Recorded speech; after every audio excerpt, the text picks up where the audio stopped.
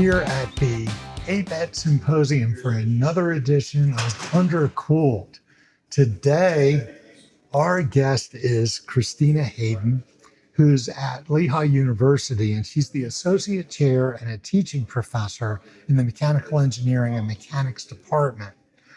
I've known Christine for about a year or two because I've seen her talk at ABET, and her talk is amazing. I've heard her give two talks, one on women in engineering, but this other one on assessment that I think is really important for any engineering discipline to hear about. So first, welcome, Thank you, Christina, and why don't you tell us a little bit about how you became an engineer and get your job? Sure. Well, thanks for having me, Steve. I am the, teaching and associate chair right now in mechanical engineering at Lehigh University, and I don't know if I was imagining I would become the associate chair. I'm the first woman in 150 years of our history of our department, so that's Wow. not lost on me. But how did I get there? So I'm French Canadian. I don't know if you knew that. And I arrived in the U.S. about 26 years ago now, and went to UVA, got my undergraduate degree in mechanical engineering. At the time, I wanted to do biomedical engineering, but then somebody said that doesn't exist, and I had to pick something. And I said, well, I like to take things apart and build them. So I went with mechanical engineering, and I am not regretting that. I thought it was a really good career path, because then I mixed it with biomedical engineering for the master's, and I did my PhD back in mechanical engineering. And it was really interesting to go between the two sides on that. And I can really help my students now understand where they really should be when they're interested in both of those fields, because I've seen the true biomedical and I've seen the biomechanics side, and I can tell them where they're trying to go. Now here, I did a postdoc at Lehigh and then started teaching. I was passionate about teaching, still am, and that's how I. So what courses do you teach? I teach statics and strength of materials. It's the fundamentals of engineering mechanics at our department, and so it's a sophomore level class, introductory level class in mechanical engineering. I teach thermodynamics, and I teach capstone. So I get to see the bookends. I like to say it that way: the bookends of our students, how they come into the program, and then how they leave it. And so that informs a lot about how I want to modify our program. But I also teach a fun class, if I can throw that in there. Sure. Yeah, I teach a class called Leonardo da Vinci, Artist and Engineer. Oh my goodness. And I teach it with somebody from the theater department. And so I teach the engineering side, and we analyze the engineering feats that he did 500 years ago. And she comes at it from the art history side, and we have them culminate with a kinetic art project. It's so fun. Oh my God. Yeah. I didn't know you did that. So I have to tell you sometime about my program in Paris, my art research experience for undergraduates.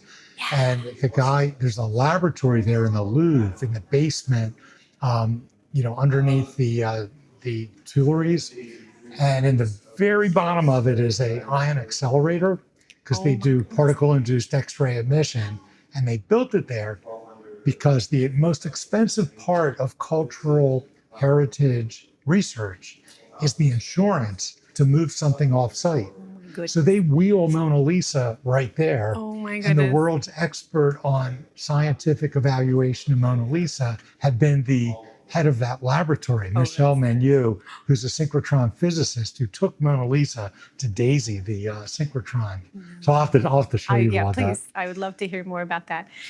We digress. Yes. So how did you get involved with ABET, and how did you get involved with doing assessment of learning? Well, I was voluntold maybe a long time ago that maybe ABET would be good for me as a new faculty. And meaning we're going to dump the ABET self-study on you. I was very luckily asked if I wanted to do it. And I don't think I understood the full spectrum of what that meant at the time. And I was like, sure, I like a challenge. And also, I think that the value of assessment is grand, right? And we really need the ability to look at ourselves as a department and understand what are we doing well and what are we not doing well to become better. And I'm really invested in the outcomes of our students. So I thought that meshed well. I think that's why they asked me. So I said yes. And then I went to an ideal I went to lots of different workshops, and I gained my footing in the understanding of what ABET meant, and I started liking it more, I guess you would say. I drank the Kool-Aid. And then I went to the Ideal training with Gloria, and after the training, she asked me if I would become a facilitator with her. So, Wow. yeah. So how did you get involved? I mean, obviously, Gloria's been very She's involved a mentor of mine. Yeah. with promoting the concept of performance Yes. indicators. Yes. And but your approach is a little different than Yeah. hers because you have this two-step one. Yeah. So maybe you can tell us a little bit about how you do assessment and where you think this fits in, not just for ABET, but for Yeah. anything in education. Yeah. So it's interesting because the more I've spent time with Gloria, the more I learned that truly what the ABET process is way more flexible than a lot of people realize. And it Right. has a root in a truly genuine approach to making education better. So in that regard, I felt like I had flexibility to do something different than what was being taught to me. So the two-part performance indicator that you're referring to came about because we were having very genuine conversations in my department about our student achievement, and comes from the natural conversations of, oh, these students are not doing what we want them to on a final exam. And I turned those questions of they're not doing well into, well, what are we doing to make sure that they could do well? Right. And then the question became, well, are we assessing those outcomes? Let's not just, infer what we think the students know and don't know, but let's actually turn it into an assessable point. So that's where the performance indicator came in. And there's a lot of examples of this, but the one that I've been reporting on and that you saw in the talk was on mechanical engineering. Students need to be able to perform and identify the forces that are acting on objects. Right. And that's a very foundational piece of information for mechanical engineering students to be successful.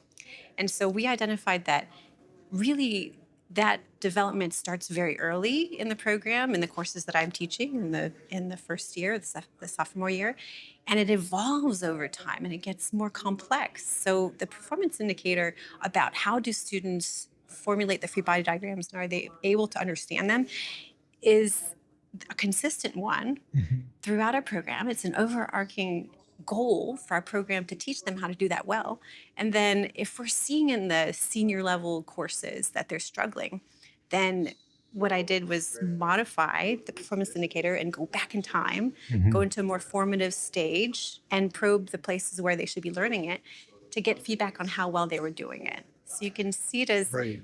a way to measure changes. So then we would go back and say, okay, are we teaching it the right way? Should we be more creative and innovative in our original courses earlier on in the curriculum so that they integrate the concepts of free body diagrams and other things Mhm. more fundamentally? And are we making changes that are effective? So that's why I wanted to have this consistency in the performance indicator, but it grows with the student. It grows with the student. It gets more complex over time. The example I give in that talk was, a free body diagram on a very simple system in your first or second year in engineering involves a handful of forces and moments. But then by the time you're in more complex engineering cases later in your curriculum, you have to be able to understand the variety and the complexities that are associated with those courses. But the foundational knowledge that we're trying to teach them is the same. Mhm. So that's the premise of that. So I presume you give them a word question and ask them to draw the force body diagram Yes. that is for that. Yeah. And so you see how as the assignments get more complex, you expect they should get better, and so Correct. then you test them again. Yeah. Do you intervene student by student? If you see a student who maybe gets it at first, but has trouble going to more complex ones, when all of a sudden now there's a rotational axis and some other kind of rotational axis. This is like the Mhm. guy sitting on a turntable spinning a plate, and you're like pretend, all these different frames of references. Mhm. It gets very Mhm. Oh complicated. yeah. Oh yeah. And so how do interventions to try to help those students who aren't doing well, or aren't you there yet? Well, I would say at the program level where we're at now, we're not following one student at a time. So we have 400 students in our programs. It's fairly big. And we also need to take a big picture view of the ensemble of our student achievements. So we're going to Yes, say in this one class versus that one, I see. how are they overall doing? But within one class that I have control over, like in my statics and strength and materials class, that one I do for sure follow individual achievements of my students on their ability to do free body diagrams. And I think that one of the things I really try to share with my audience today was that the fact that we identified as a program that this was something we thought was really important for our students to achieve, it brought awareness not just to me as my ABET person in the department that I'm Right. looking at it from a 1,000-foot view, but to the faculty who are hearing the conversation and we're discussing the performance indicator of this in different courses. We're focusing on that as one of the central things that we should be focusing on for our students to be able to do in our own courses. So, Right. as much as I would like to have the minutia of the course by course control, I'm not teaching all of those classes. But the performance indicator having been established is a message both to my faculty and to our students that this matters, Right. that we have to make sure and track them and kind of apart from the other learning outcomes in a course. This one is really important. And then that might be the one we do longitudinal tracking on in the context of one class. But Right. no, I don't do one student to student between classes. But you do it within a class, but you're Yes, also doing more longitudinal I studies am. across many different classes. That's Yes. that's hard to do. Oh yeah, I mean, that's why we're doing a few instances of this Right. and building out. Right. So it's ABET is a big ship that takes a long time to change the direction. If I inherited a program that had been Mhm. accredited or has been accredited since 1836, and I was given some performance indicators and ways that we would look at student Yeah. outcome, and in some ways, historically, I don't think it's just our program. We just do the assessment because we're told we have to do it, but that's not Right. the way to look at it. So I'm But trying to. again, I listen to you and I see something much bigger than ABET. Yes.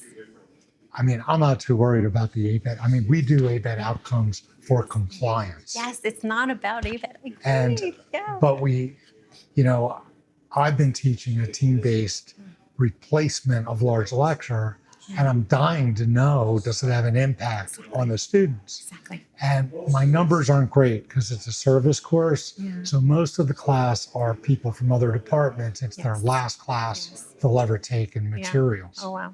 But that group that's material students, how do they do compared to other treatments Mm-hmm. in, say, their senior design class? Mm-hmm. And I believe that my students do better because I have anecdotal evidence because I Yes. know them all and I see how they're doing. Where And there's I smoke, there think is they're the fire, best. right? I think they're the best ones in the department. But I also know it's not so easy because there's also many other amazing students Yeah. who took the other treatment. Yeah. So it might Yeah. not really matter that much. But how do you know unless you do a longitudinal study? Well, I would trust your intuition. You have a lot of good intuition, years of experience, and I think that where you see some signs of success and the anecdotal feedback is not just that, but the statistics matter too.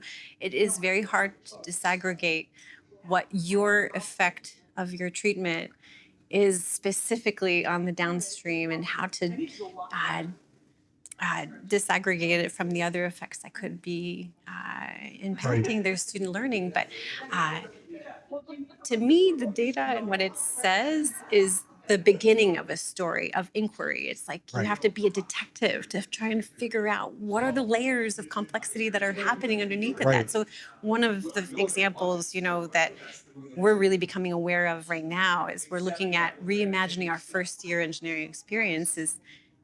The students who are in our classes right now, this is where the complexity of the problems and the questions of why things are happening the way they are comes up. Is I'm realizing the students who are in the classes right now, they just they were about 2 or 3 years old when the iPhone came out. So we're talking about the very first generation of students who have been raised on, for some of them, apps, screens, complete detachment of the physical reality Mm. that prepares you for engineering concepts that you really need. So that has a humongous impact on our student body and how Right. they learn, how well they understand things what's their pre-knowledge coming into the classroom. So what I'm trying to say is the effect of a treatment and how downstream it affects them is one of many Sure. factors. And I did some statistics in my master's program when I was working on the effects of acetylcholine and so forth on endothelial cells.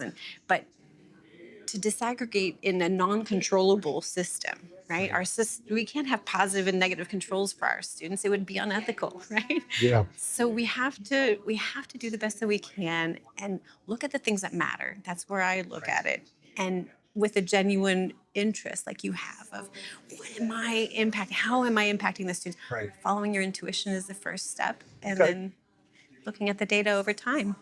Yeah. Where do you see your assessment methods going in the future? What's your next step? Oh, I'm turning my eyes towards the effect of the first year. Okay.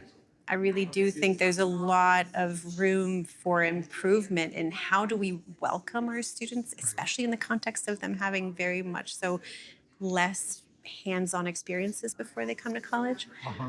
And I think that if we're going to stay alive as an academic institution, like globally, we need to be providing our students with real tangible skills by the time they graduate. So the sooner we get all engineering students, not just mechanical engineering students, all engineering students with the ability to design and to think critically about integrating multiple pieces of information Sure. and learning how to build things early on, I think then you build the foundation on which then they assimilate the information from the more theoretical classes that they still need Right. way better. And that's my hypothesis and my premise. So I'm going to be using all the assessment tools that I can find to be able to validate that. And hopefully I'll see what the data says. So you told me you're redesigning the first year Yeah. experience. Not just me, but yeah. What was the first year experience before you started Yeah. at Lehigh? Well, it's still that right now. And it's been that way for 150 years. Uh-huh. And, we have a really, really phenomenal program. The first year, though, has not changed. And it was based on the core material from physics, chemistry, and all the basic sciences So they don't and take an math. engineering school course. They do, though. They Okay. do. They only get 4 credits, now 3. We just changed it to 2 and 3. So 5 credits in the first year of engineering. 5 credits of engineering in a total of, 20 something, So what is that almost 30. 5? 30 What's maybe in that 2. 5 credits? They get some coding. They get, all right, well, it's changed to Raspberry Pi, some coding Sure. in Python, interfacing a little bit of robotics. And then the other course is more investigation to understand where you want to go. So the presumption is that the students don't know what kind of engineering they want to Sure. do. And this is an exploratory engineering course where they, in silos, go visit each one of the departments. They hear us talk about it, and then Okay. it should help them decide on where they want to go. We want to do way more than that. Right. Yeah, I know we changed ours Yeah. way back. We got a dean who had developed a lot of this at Carnegie Mellon. Yes. The first year engineering programs gosh, yes. was Steve Director. Yeah. And he brought that to Michigan, and we call it Engine 100. Every freshman engineer must take the course. Yes. And it's a design, build, test, and repeat course That's great. coupled with technical communication. We used to do tech com Nice. at the end, and that was stupid. So now we do it Yeah, at the beginning. that's it. And oh my God, it's that revolutionized. I mean, I remember the old way. Yeah. Nobody could write. Yeah. Nobody had any idea what design was. They didn't get that till their capstone Capstone, year. exactly. And now I teach my intro to materials course to sophomores, Yeah. and I give little mini design projects like design a component of a superhero costume. Nice. And I don't tell them anything about design because they all know how to do it. And what year are they? They're juniors? Well, they're sophomores to seniors, but Sophomores it's to seniors, okay. focused, it's a sophomore level course. Okay. But because they've had that Engine 100, They're more capable. Yeah. they're incredibly That's capable. amazing. They understand everything I'm That's asking amazing. them to do. Yeah. So I presume you've looked at what other Oh, yeah. institutions Yes. do. Yes. So what are your studies. plans for Lehigh? Okay. It's really exciting, actually. So we want to do it's a 3-pillar process. And the main pillar is these modules that would be experiential learning that would bring together a lot of different disciplines. So it'd be truly interdisciplinary. So it'd be the idea is you'd have multiple faculty design a project that touches on all of their different disciplines. Okay. And then the students would come in and see that around this one concept. And we have a lot of ideas, and we're going to be piloting 3 this coming year. So it's a ramp up, gradual ramp up. But the ideas are central and can touch on many different departments. And then we're going to be embedding social, cultural, economic contexts, writing, conversations, so communication, oral exams, so that the concepts and their understanding, the competencies are going to be assessed in novel ways for us, certainly, and non-traditional maybe is the way to say that. So it wouldn't just be exam-based competencies. And then we're also thinking about the fluidity of time, that being able to reach competency doesn't have to be prescribed by this traditional times of 3 months and then a little break and then 3 months again, and then you better have collected all of the information you need, or else you can't pass into the next barrier. What if we had more of a transitionary competency-based achievement, and maybe you pass through that earlier and then you can go on to the next level, and if you need remediation, we recognize that and we help you along. So we're putting in place these systems and structures that would support the students. And we're thinking about um, uh, uh, faculty and residents that would oversee cohorts of these students, and they would give the theme of the year. For example, it might be one engineering professor with a professor from the College of Arts and Sciences, maybe in the humanities of some content, maybe sociology. And the pairing of those 2 faculty would give a flavor, and they Yeah. would be part of kind of overseeing the conversations, because we're making this a residency program. We want our students to be in the space that we would create for these students a lot more That is frequently exciting. and more consistently. And then I don't know if the word supervised, but assisted in their learning in a different way. So the spaces matter as much as what we're trying to teach them. So there's 3 pillars, right? There's the modules, which are very hands-on, open-ended design, but assisted around interdisciplinary problems. Then there's the competencies. So our goal is to find the concepts, the core competencies that they're trying to learn in the math and the physics and the chemistry, bring those out, and then embed them in the material that we're trying to teach them in these modules. Right. So I'm hoping, and I did a pilot of something in a math lab this semester. I just finished it, where it's showing them the application of math that they're learning in their calculus. Right. So not just theoretical writing. So they need to learn how to do the derivations, but they're losing right now the context of why it matters. Right. So we're hoping in the first year we would teach them why it matters to learn the math, why it matters to learn the chemistry. Are you the putting that in physics. a computational context? Computational, experimental, you name it, numerical, everything. Nice. That's what I did with my math lab. That's great. So that's another one. So the competencies become brought into and embedded and truly embedded with the modules. Right. That's the second pillar. The third one, and this is born of the idea that when we see our super stellar students, we recognize like a fingerprint, a trend. And that is that they usually invest themselves in some kind of extracurricular, like a Baja or a space rocket project or Right. Mars rover or something, where they really they absorbed it in a way, and it became part of their identity. Yep. And they gave more time than any class that they Yes. ever really got into. And we want to see that passion be brought into not just be extracurricular, but co-curricular. The idea is that if you see what makes students really, really successful, why not tell the other ones who didn't know? You should probably try that out. So Yeah. we're still fleshing that part out. How do you give credit for and recognize co-curricular experiences? One of the ideas is that there's value in everything. Yeah.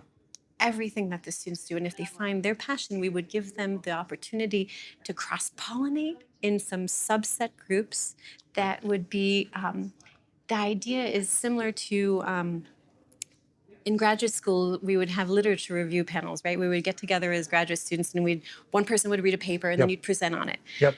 that was an amazing opportunity to learn such varied, research opportunities. So this is similar in the context of the co-curriculars. We Sure. want students to be the athletes and the really invested in design experiences. Whatever it is that they love to do Yeah. on the side, they come back and they talk about it. And Oh, that's maybe it's great. a leadership opportunity that they learn something valuable about. Maybe it's the grit and the endurance and the ability to really dedicate yourself to something.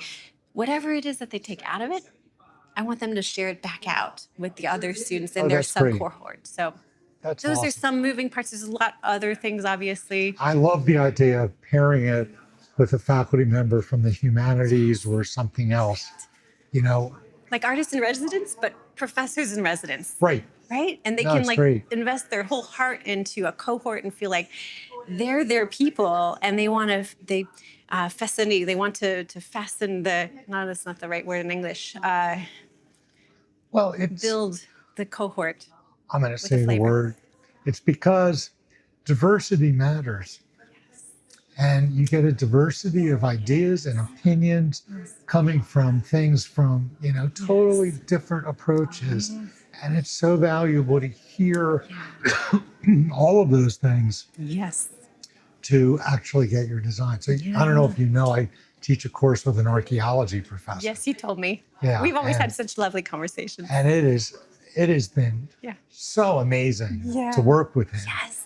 And I guess it's also one of my biggest disappointments about becoming a professor was I thought I was going to get to hang out with all the other professors all over campus. But nobody ever does that because you're so Limited focused on time. what you're doing. You I don't know. have time I know. to do that. I know. So I think this will be a win-win for both the students and the professors involved. Right? To be dedicated, to have the time, and you make the time for that. And That's right. I know. It's going to be amazing. I know. I hope I get to be one of them at one point. That's my That hope. is fantastic. So when do you think you said you did your first trial this term? So, well, tangentially, I wasn't necessarily directly sponsored by this program to do that, but the data that I'm going to be getting out of this this experiment with doing a laboratory for calculus is directly aligned with this. The idea is Sure. application Yeah. of a concept, and the competencies we're going to see if they do better with having seen the application of math. There were 3 different modules in that math lab. And then I'm hoping to do a real module full-fleshed in the next year. So we're going to do 3 full modules. I'm going to be responsible for one. So this will start in the fall? Yes, we're going to start one in the fall. Nice. And then we're going to have 2 in the spring. And then the idea is we're going to roll it out 2027. Yeah. Yeah. That is really Yeah, exciting. it's very ambitious and Yes. exciting. You got to love it when your dean is like, let's make this amazing and dream big. And do the Isn't that amazing? experiment. Yes. Because how are you going to know unless Get the you try data. it? Yeah, we're working with our College of Ed, and we have dedicated faculty who are going to starting to look at the longitudinal tracking of those students, and they're already doing that with the math students who had just taught this Right. spring. I'm That's super great. excited. Well, our nice, amazingly quiet, out of the way spot has gotten incredibly noisy. We didn't realize people would be walking around here. But I'm going to, just trust in our noise reduction software and a little bit of AI magic. There you go. Hopefully we can make most of them go away. Yeah. So anyway, thank you so much for doing Steve. this. Thank Is there you. anything else that you'd like to plug? Oh, Shameless advertisements I or don't anything? I don't think of anything as being plugs. If I don't believe in it, I don't know if I want to share it. Well, There's is there no- anything that you'd like to share that we haven't talked about? No, I'm really invested in this first year engineering revamp that I think is super exciting. I guess genuinely I can say I think that the program that we're working on and the experience for students Yeah. in mechanical engineering is just, I wish I was a student there right now. We're thinking about Industry 4.0 and how do we adapt to and bring our students to be ready for that in a real, based on data, based on what works. I have amazing colleagues who are constantly thinking about how can they do their classes, but I couldn't ask for more, truly, genuinely. So that's all. That's all I have to That's say. great. It's a shame. It used to be that the Gordon conferences allowed you to have education meetings. But then they got all worried about money, and unless you had 150 or 170 people, Yeah. you were out. Yeah. But I bet that having a Gordon conference on first year programs in engineering My might be goodness. a big enough draw. That would be a lot of fun. Why don't we make it happen? Yeah. I mean, not yet. You want to make sure that you have something to I know. talk I about. know. Well, So, there's a but lot of wonderful starting people who've done now it. to talk to them Yeah. for, a few years from now. Have you ever been to a Gordon conference? Never been. I've Oh, heard they're of them. amazing. I They're can just amazing. imagine. What a And great idea. yeah, I mean, Yeah. I learned a lot. We used to do introductory material science Gordon conferences, and we would get like 100 people, but it was really challenging to get up to that number. And Yeah. that threshold went away. Yeah. I've always thought of the Gordon conferences as being very small. I guess Yeah, that but was not by to make design. it work, they need like at least Yeah. 150 people. I'm sure we could get that many. For if we think of it for all of Yeah. engineering, Yeah. with Because all the usually they're discipline disciplines, specific. yeah, So then they're they'll narrow be and niche. very easy. I think so. Right. That's a problem with materials. We're tiny. You Yes. saw some of those plots with the number of students in each discipline. Here's mechanical engineering, and everything else is No. tiny, except they don't include computer science in that. They don't. They take it aside. They Yeah, definitely take it aside. because it would dwarf all of But us. every time I get a chance, I plug material science and how important it is Well, thank you. and how synergistic our programs and our disciplines Right. are. And they have a Truly. great program at Lehigh. I evaluated them once Did you a very really? long time ago, and it was great. They're doing great things now Yeah. too. And I saw your multidisciplinary design courses, Yes, your the capstone, which was capstone. great. I know. And I know some of the people on the ABET team were complaining, oh, this isn't run by my department. It's like, so what? Oh no, Where does no. it say that in the criteria, huh? Thank you. Thank you. We want, I mean, that would make interdisciplinary capstones impossible if you had That's to have a right. head from every No, department. it's so much better. And Yeah. we started doing one at Michigan, Uh-huh. but we're big and we're top heavy and bureaucratic. Mhm. And some people started doing it between mechanical engineering and materials and electrical, Nice. but they It's a did good it combo. without permission. Oh no. They just did it, No. and it was amazing. But because of And then politics, it got shut down. and then they got shut off. No. Yeah, See, it was terrible. I'm so sorry for you because I think, and I've talked about this with some of my colleagues, I think Lehigh just happens to be the right size between not too big Yeah. and not too small, where if the administration believes in what we're doing, You can get they it, can yeah. support us, and they've been supporting us in some really cool stuff. Well, had this group Yeah. gone through the right channels, it would have been It would have fine. worked. Oh, Because the dean, most of our deans have been very progressive yeah. when it comes to trying new pedagogies. I mean, I've tried crazy stuff, and I have gotten so much support from our administration. Great. It I just feel like you've wasn't had even super creative stuff. So just Well, they went to the wrong people. but a lot of it doesn't work, right? That's the nature of research. But they still were so supportive, and I to this day, I'm so appreciative of the resources they gave me. They went and bought me like 125 tables because I wanted to try my thing at scale with 100. No, it was 23 tables, all new furniture, I remember you whiteboards, telling me about and this. that was hard. The room wasn't quite right, and Right. it killed us Yep. because I was taking I, notes I when you didn't told me get about the this. sight lines. And, Yeah. But my latest experiment was using this book, Grading for Growth, and a lot of what you were saying seems to. Have you read that book? Yeah. We were talking about that Yeah. in our committee meetings about the FIRE, the first year reimagined experience. So, Okay. Yeah. We talk about grading for growth. So one of our colleagues, that's like his specialty. So he's going to be developing new assessment methods around this idea. So I use grading tables, Uh-huh. just like they suggest in the Yeah. book, and because I really took to heart their comments that just because it's a percent doesn't mean you should average it. Yeah. And we have this problem in material science because students are always confused by composition and fraction of phases. Yeah. And the reason they're confused is they're both percentages. Mm-hmm. And so they think, oh, they have the same units, it must be the same.